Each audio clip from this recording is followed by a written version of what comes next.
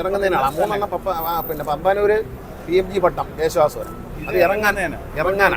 പിന്നെ അവിടെ നാളെ കയറിയിട്ട് കാര്യമില്ല, പിന്നെ വിട്ടിങ്ങി പോരാന്നുള്ളതാണ്.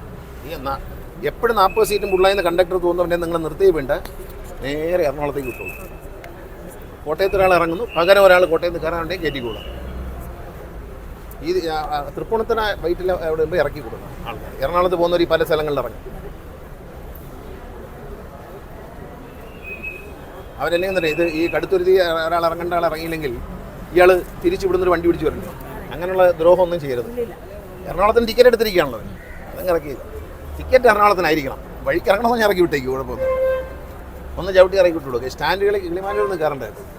ഇവിടെ നിൽക്കുന്ന ആളെയും കിട്ടത്തില്ല, ടൗണിൽ നിർത്തി ആളെ കിട്ടില്ല. അത് ബസ് സ്റ്റാൻഡിൽ ഒഴിവാക്കിയാണ്.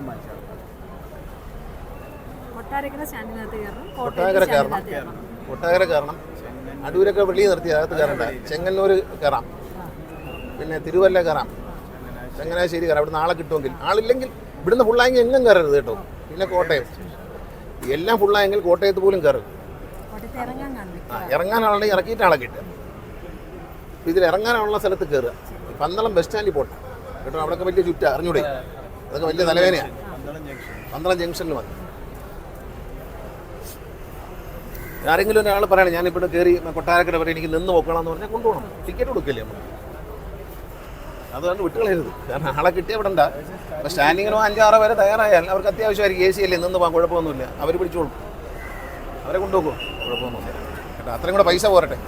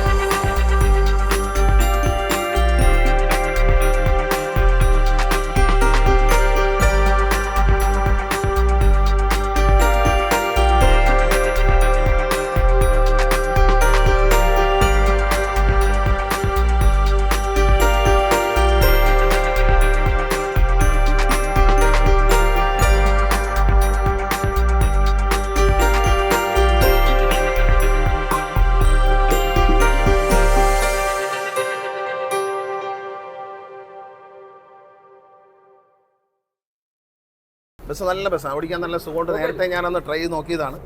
പക്ഷേ ഇന്ന് നിങ്ങളെല്ലാം കൂടെ ഉള്ളപ്പോൾ ഒരു ട്രയൽ എടുത്തു തന്നേ ഉള്ളൂ. മാധ്യമപ്രവർത്തകർക്കും ഇതിനകത്ത് യാത്ര ചെയ്യാനൊരു ട്രയൽ തരും, അതിലിരുന്ന് നോക്കണം. KSRTC ഒരു പുതിയ സൗകര്യമാണ് ഞങ്ങൾ ഒരുക്കുന്നത്.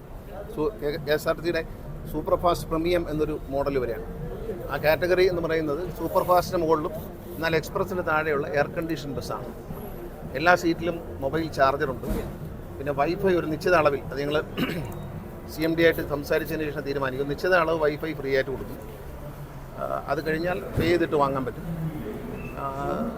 എല്ലാ ക്യാമറകളെല്ലാം ഉണ്ടാവും, എല്ലാ സൗകര്യവും ഉണ്ടാവും. പിന്നെ അതിനകത്ത് കുടിക്കാനുള്ള വെള്ളം, ഇങ്ങനെയുള്ള കാര്യങ്ങളെല്ലാം പർച്ചേസ് ചെയ്യാനുള്ള സൗകര്യം ഉണ്ടാവും. നമ്മൾ സ്നാക്സൊക്കെ വാങ്ങാനുള്ള, അങ്ങനെ ലോങ് ഡിസ്റ്റൻസാണ്. ഇതിപ്പോൾ ഞങ്ങൾ ഈ ആവശ്യമില്ലാത്ത ബസ് സ്റ്റേഷനിൽ നിന്ന് കയറുന്നില്ല. കാരണം ഈ ദീർഘദൂരം പോകുമ്പോൾ ആളുകൾ ബസ് സ്റ്റേഷനിൽ കയറി മുഷിയുകയാണ്. അപ്പോൾ അതുകൊണ്ട് ജംഗ്ഷനുകളിൽ നിന്നൊക്കെ അളയെടുക്കും. പിന്നെ ഇവിടുന്ന് ഫുള്ളായി കഴിഞ്ഞാൽ നിർത്താതെ അങ്ങ് നോൺ സ്റ്റോപ്പായിട്ട് പോകാനാണ് ഉദ്ദേശിക്കുന്നത്. ഇതിൻ്റെ ഒരു രീതി അങ്ങനെയാണ്. ഇപ്പോൾ കോഴിക്കോടേക്ക് വണ്ടി ഓടി, ഇപ്പോൾ എറണാകുളത്തേക്കാണ് ട്രയൽ ഓടിക്കുന്നത്. ഇപ്പോൾ ട്രിവാൻഡ്രത്ത് നിന്ന് തന്നെ 40 സീറ്റോളം ഉണ്ട്. 40 സീറ്റും ട്രിവാൻഡ്രത്ത് തന്നെ ഫുള്ളായാൽ, അല്ലെങ്കിൽ വെഞ്ഞാറമൂട് എത്തുമ്പോൾ ഫുള്ളായാൽ വണ്ടി നിർത്താതെ ഒരു സ്റ്റേഷനിലും കയറാതെ പോകാനാണ്.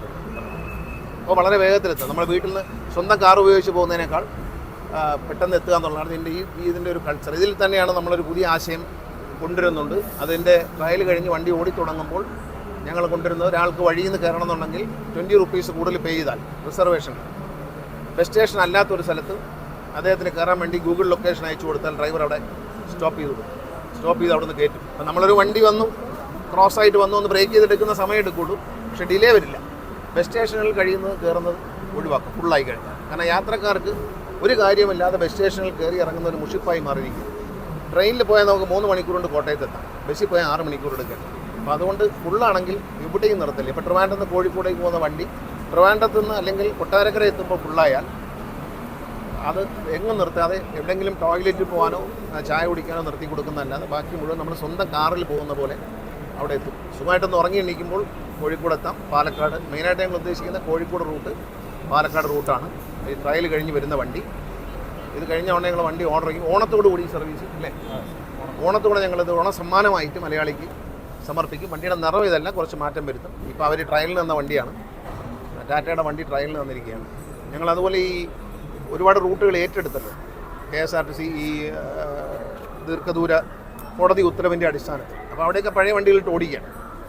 അത് ഞങ്ങളൊരു ഫാസ്റ്റ് ലിമിറ്റസ്റ്റ് ഓഫ് ഫാസ്റ്റ് ഓടിക്കാൻ, പ്രത്യേകിച്ച് മലയോര മേഖലകളിലാണ്. പുനലൂരിൽ നിന്ന് കട്ടപ്പന, നെടുങ്കണ്ടം, ഇതൊക്കെ നന്നായി പ്രൈവറ്റ് ബസ് ഓടിയിരുന്ന സ്ഥലങ്ങളാണ്.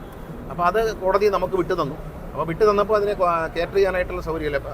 ഉദാഹരണത്തിന് കോട്ടയം, കുമളി, അവിടെയെല്ലാം ഞങ്ങൾ കുറച്ച് ഇതുപോലെ ചെറിയ ബസ്സുകൾ, ലെങ്ത് ഇത് തന്നെയാണ്, പക്ഷേ കുറച്ചുകൂടി ആളിന് നിന്നൊക്കെ പോകാവുന്ന പുതിയ ബസ്സുകൾ ഒരു 10-200 എണ്ണം ഇറക്കാനുള്ള പരിപാടിയുണ്ട്. കാരണം ഈ റൂട്ട് കംപ്ലീറ്റ് കവർ ചെയ്യണമെങ്കിൽ 200 വണ്ടി നമുക്ക് വേണം. ആദ്യഘട്ടത്തിൽ ഒരു 40 വണ്ടി അങ്ങനെ പണിതിറക്കിക്കൊണ്ടിരിക്കും.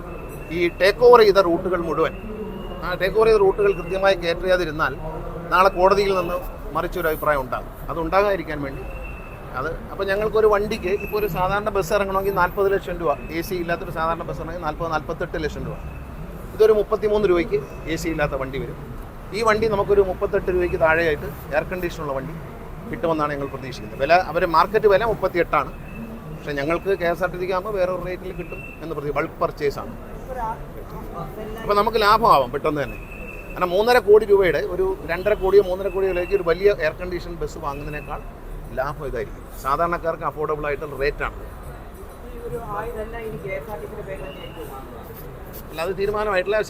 സ്വിഫ്റ്റിനും വാങ്ങുന്നുണ്ട്, KSRTC ജീവനക്കാരെ നമുക്ക് വെറുതെ ഇരിക്കാൻ പറ്റത്തില്ല. ഇപ്പോൾ ഈ 18 വർഷം പിന്നിടുമ്പോൾ ഒരുപാട് വണ്ടികൾ നമുക്ക് സ്ക്രാപ്പ് ചെയ്യേണ്ടി വരും. സ്ക്രാപ്പ് ചെയ്ത് വരുമ്പോൾ KSRTC ജീവനക്കാർക്ക് അവരെ ജോലിയില്ലായിരുത്തി ശമ്പളം കൊടുക്കാൻ പറ്റത്തില്ല. അപ്പോൾ അതിനുള്ള സംവിധാനങ്ങൾ ചെയ്യും. ഗ്രാമപ്രദേശങ്ങളിലെ ഈ ഡിപ്പോകൾ ഓടാൻ വേണ്ടി നമ്മുടെ മലയോര മേഖലയിൽ എല്ലാ ഡിപ്പോകളിലും ചെറിയ ബസ്സുകൾ വാങ്ങും. അത് കുറച്ച് ലെങ്ത് കുറവായിരിക്കും, ചെറിയ ബസ്സുകളാണ്. അതിൻ്റെ നമ്പർ കൂട്ടും, ബസ്സിൻ്റെ നമ്പർ കൂടും.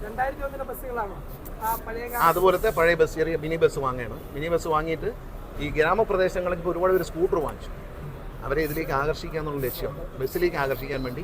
അപ്പോൾ പീക്ക് ടൈമിൽ കൂടുതൽ വണ്ടി വിടും, പീക്ക് ടൈം അല്ലാതെ കുറച്ച് വണ്ടി വിടും. അപ്പോൾ നമുക്ക് നഷ്ടമില്ല. കാരണം ഈ 4 സിലിണ്ടർ എഞ്ചിനിലേക്ക് വരുമ്പോൾ മൈലേജിൽ വലിയ വ്യത്യാസം. ഈ വണ്ടി തന്നെ എയർ കണ്ടീഷൻ ആണെങ്കിൽ അവർ പറയുന്ന 6-6.5 കിലോമീറ്റർ കിട്ടും. ഈ സ്ക്രാപ്പിംഗ് പോളിസിയെ കുറിച്ച് പറഞ്ഞതുകൊണ്ടാണ് ഒരു 1000-ലേറെ ബസ്സുകളുടെ കുറവുണ്ട് നമുക്ക്. അപ്പോൾ ഇപ്പോൾ വായ്പ എടുക്കുന്നതിന് തടസ്സമില്ല, ബാൻ നീങ്ങിയിട്ടുണ്ട്. അപ്പൊ എന്തായിരിക്കും അത്? അല്ലെ, വായ്പ എടുക്കാതെ വാങ്ങാൻ പറ്റുമോ നോക്കട്ടെ. കാരണം വായ്പ എടുക്കുന്നത് KSRTC സംബന്ധിച്ച് ഒരു നല്ല കാര്യമല്ല. കാരണം കഴിയുന്നതും വായ്പ എടുക്കാതെ മുന്നോട്ട് കൊണ്ടുപോകാമെന്നുള്ളതാണ് ലക്ഷ്യം. എവിടെന്നെങ്കിലും കുറച്ച് പൈസ സംഘടിപ്പിച്ച് ഞങ്ങൾ ഇതിൻ്റെ പലതും മാർക്കറ്റ് ചെയ്യാനുണ്ട്. ഈ കടകൾ തന്നെ പല സ്ഥലത്തും കൊടുക്കാനുണ്ട്. പണി തീരാതെ കിടക്കുന്ന കെട്ടിടങ്ങൾ അത് കൊടുക്കുമ്പോൾ അതിൻ്റെ ഡെപ്പോസിറ്റായിട്ട് തന്നെ ഒരു വലിയ തുക കിട്ടും.